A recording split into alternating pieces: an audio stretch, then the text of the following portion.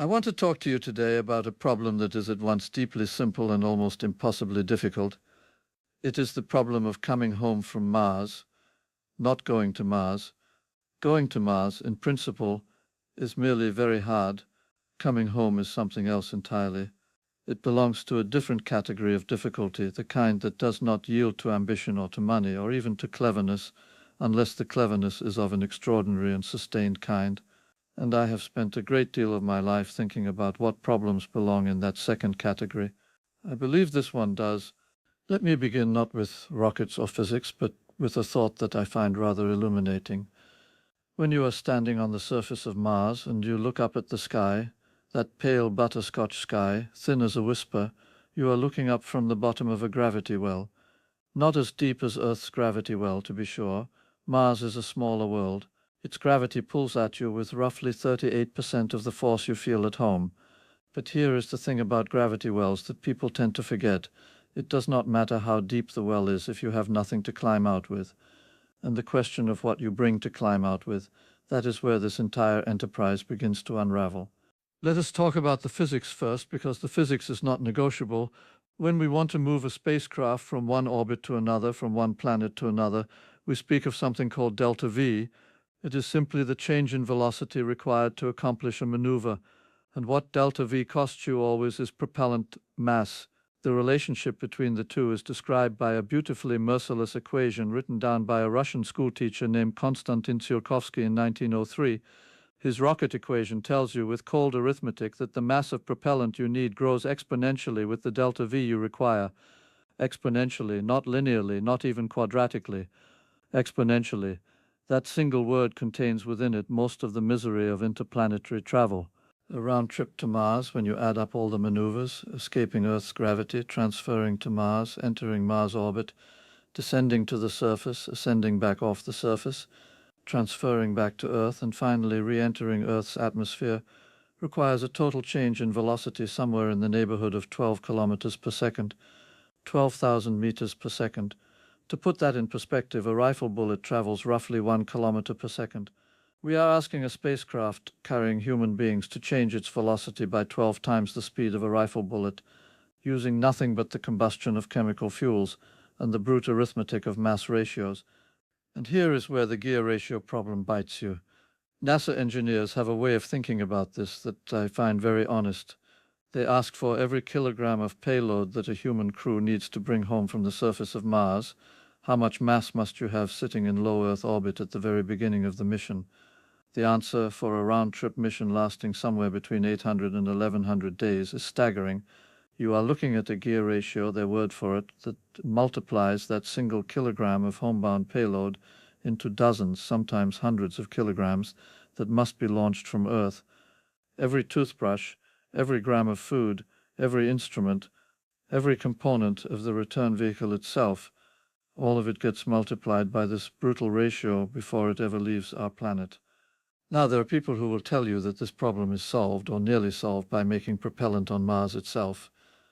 This is the idea of in-situ resource utilization, which is a rather grand phrase for what amounts to running a chemical factory on the surface of another planet. The Martian atmosphere is 95% carbon dioxide.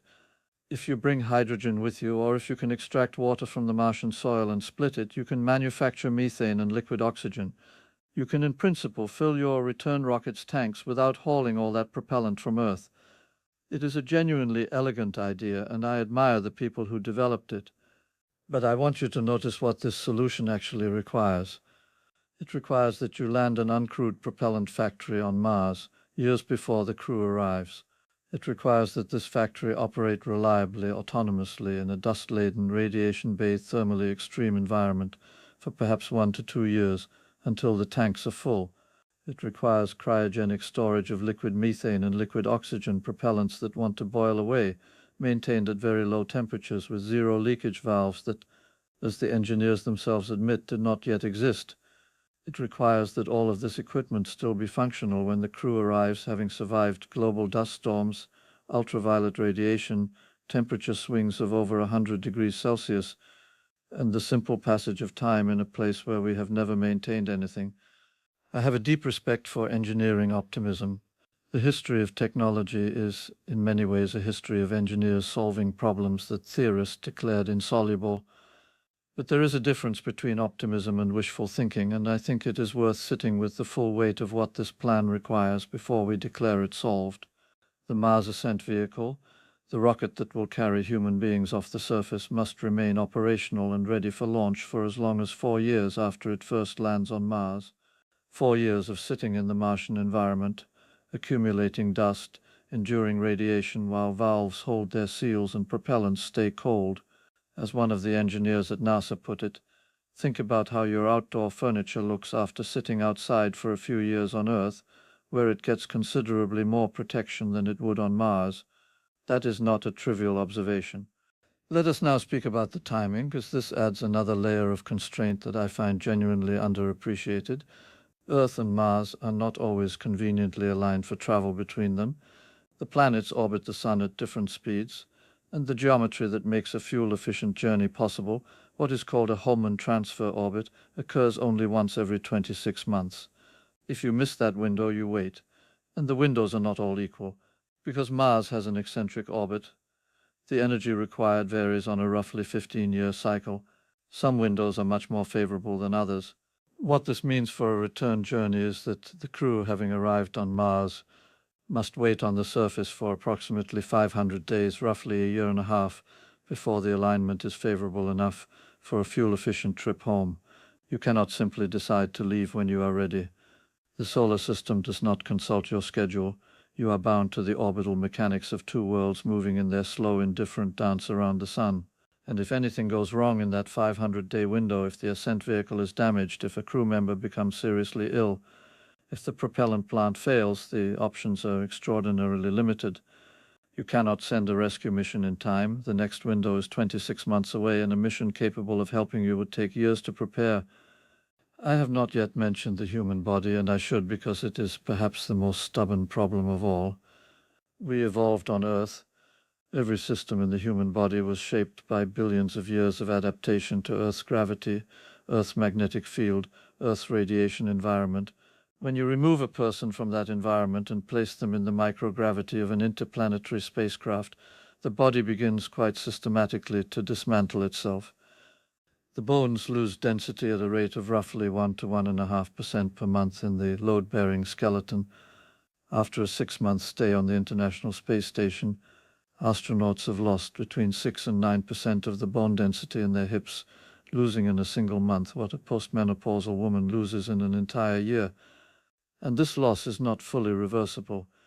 Even after a year of recovery on Earth, the architecture of the bone is altered, resembling that of an older person. A round trip to Mars involves somewhere between 6 and 9 months of transit in each direction. Before and after those transits, you have the Martian surface, where gravity is 38% of Earth's. We do not yet know whether that fraction is sufficient to arrest bone loss. It may not be.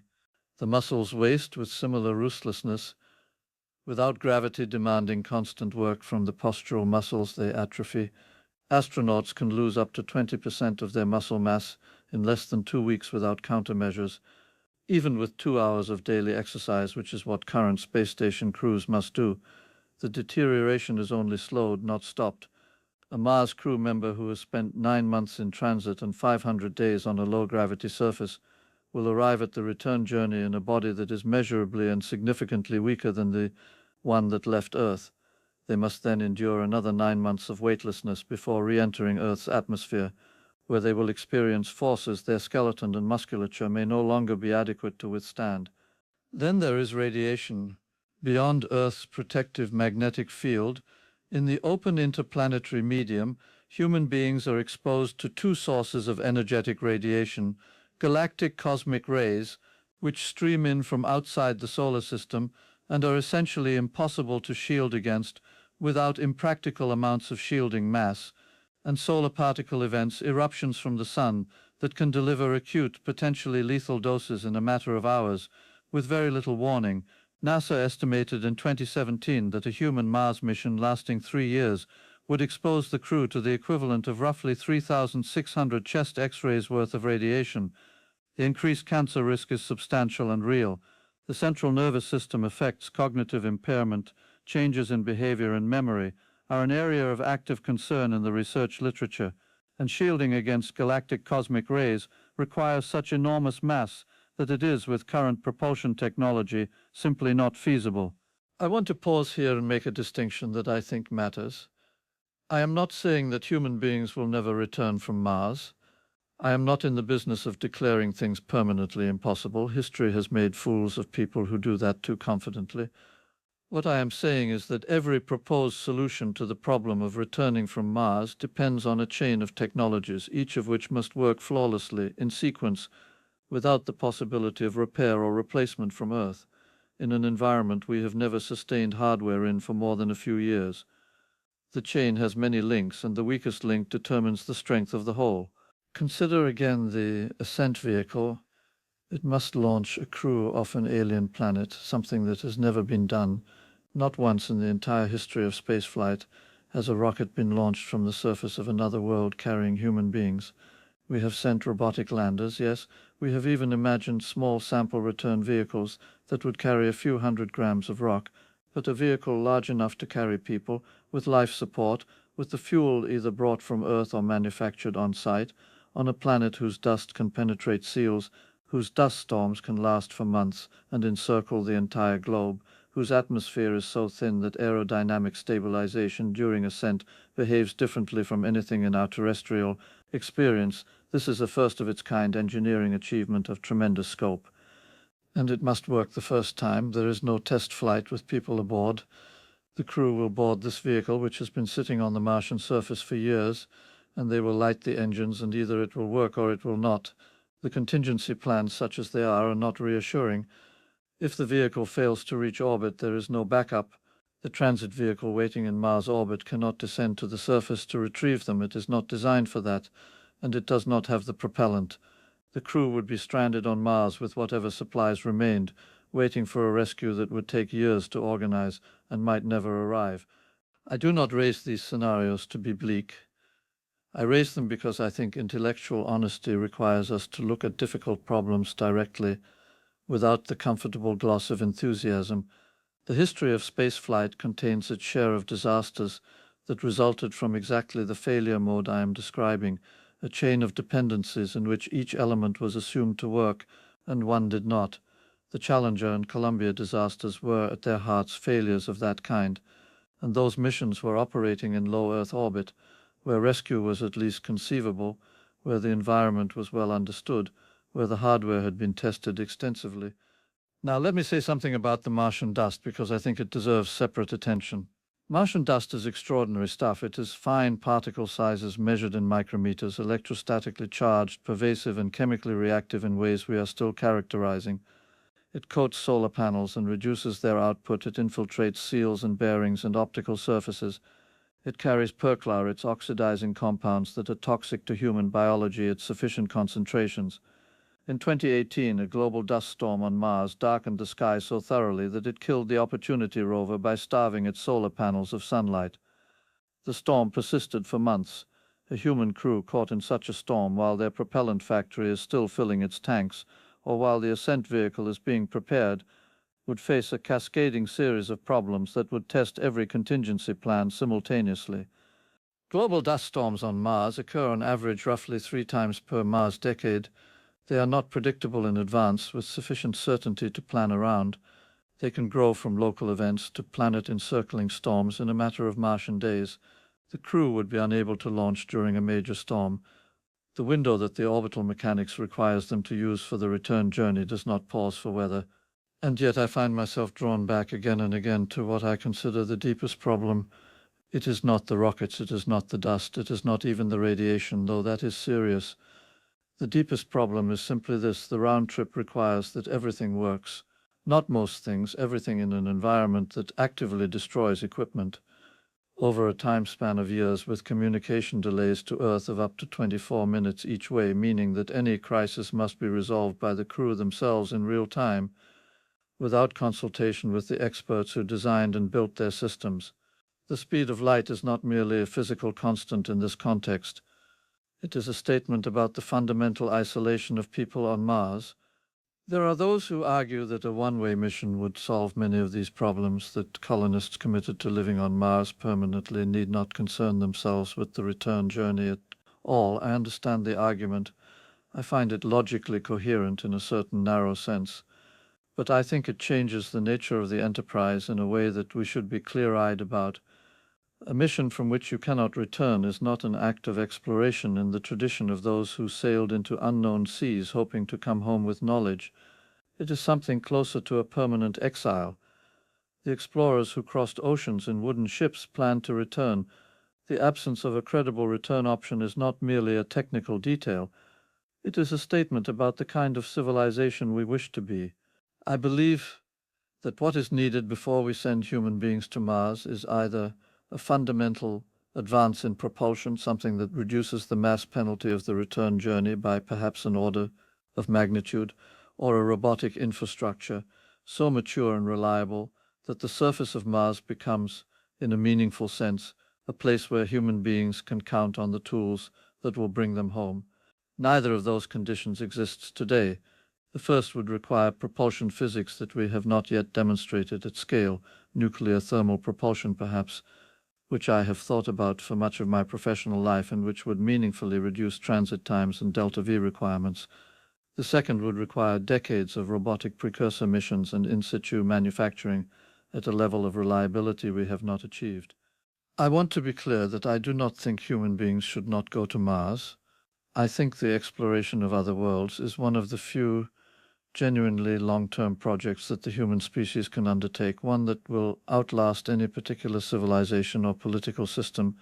The question of life beyond Earth, of whether we are alone in the universe in any deep sense, is one of the oldest questions our species has ever asked, and Mars is the most likely place in our solar system where the answer might be written in the rocks. I want us to go. I have wanted that since I was young. But wanting is not engineering. And the people who will actually make this journey, whoever they are, whenever it happens, deserve to be told honestly what the problem is.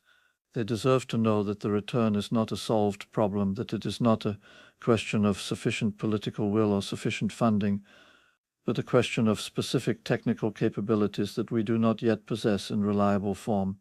They deserve the honesty that the physics demands of us. The rocket equation does not care about our ambitions.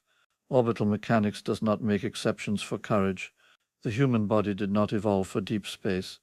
These are not obstacles to be argued with. They are the terms of the problem. And the terms of this particular problem, the problem of bringing people back from Mars alive, are at present very nearly impossible to meet. Not forever. I have never believed in forever. But for now, with what we have, with what we know how to build and operate and sustain in the most hostile environment a human being has ever been asked to survive, for now, the return from Mars is something that remains, honestly and rigorously, beyond our reach. That is worth sitting with, not as a reason for despair, but as a reason to work harder and more honestly than we have so far. Thank you.